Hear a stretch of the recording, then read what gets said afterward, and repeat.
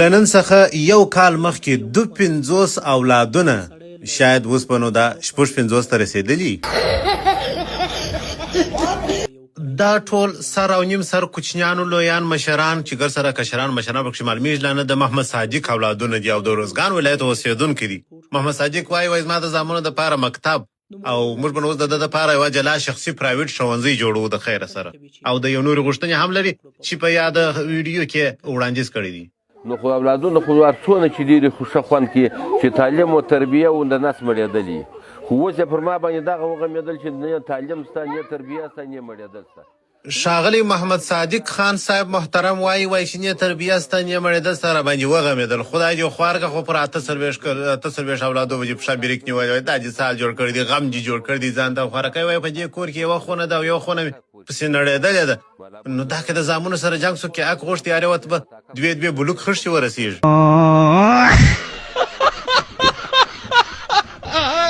څلور مې ودونه دي، اولادونه مې تقریبا مړه و ژوندي یو 80 کسه دي. الله اکبر، دا څه وایي مړه و ژوندي 80 کسه دي؟ مطلب اوس خو لا د 50 کسه دي، خو چې هر یوې ته به پر دا څلوره تقسیم کې خو هر یوې 15 اولاده راوړي دي. باجې په عرب سره ښه اوسي.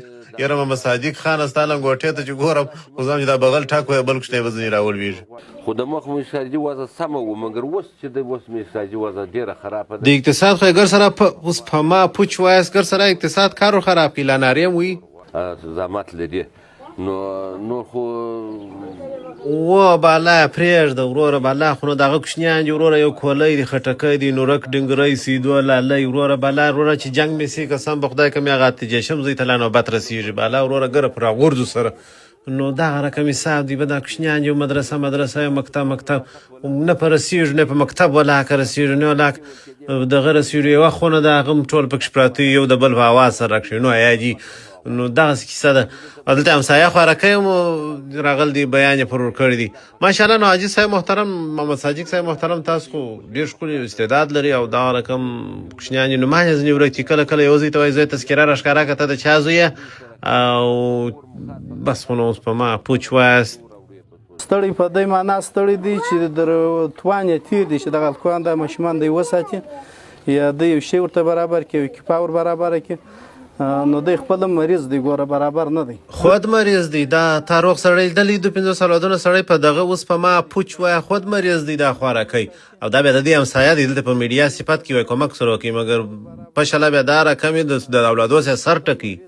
یو یې د درس ارمان لرم بل یې د تعلیم ارمان لرم. نو یو یې د درس ارمان لري بل یې د تعلیم ارمان لري. دی خوارکی چې بیا وایي دا درس چې دی دا نجلۍ ده او تعلیم چې دی دا پیغله ده. بس نو دغه دوه ته هم سیاړوي. د خدای جو خوارکه ټول به جرګان درسه مړه سي. دغه خلکو د درې اولادونه یې ولاکې په واده سه همدغه رسېږم ستا هغې خو نو بیخي ماشاءالله هغه زموږ پاڅون صاحب سال حل کړی و بری خپل زوی ته ویلي و چې دغه یو برخه د دې کره واوړه. نو پاڅون صاحب ویلی ول خپل زوی مې په 4 ساعته کې پیدا کړي. حکومت څه دا غواړي چې موږ سره کومک یو مرسته وکړي چې موږ ته یو سیواج یو شي ته ور واچوي. دا بیا د محمد صادق صاحب مشر زوی دی وایي یو شي ته مو ور واچوي. خدای دې خوار کړه د حکومت څه دا خواهش وکړه چې پلار ته دې ښه خر درون کش ورکړي چې بیا په ژوند داسې حرکت ونه کړي. یاره حاجي محمد صادقه که تا ته د عینو مینې بنګله در کوم ما دې په رب سره ښه اوسې که 2 ورځې بعد تا د هغه داسې څخه د چینو دوکان جوړ نه کړي بیا به نو واشینه. او دا یو نیم ځوانان هم راوالي په فیسبوک کې عکس پورته کړي. شکر الحمدلله بس له 14 کاله بعد خدای پاک زوی راکړي. ورته ګوري محمد صادق ته فضل جي اوس خو یاره کې جنګ سو خو ځان بس کار خراب دی. دا پیغام تاسو ته د کبي خوشي کبي غم لخوا وړاندې سو.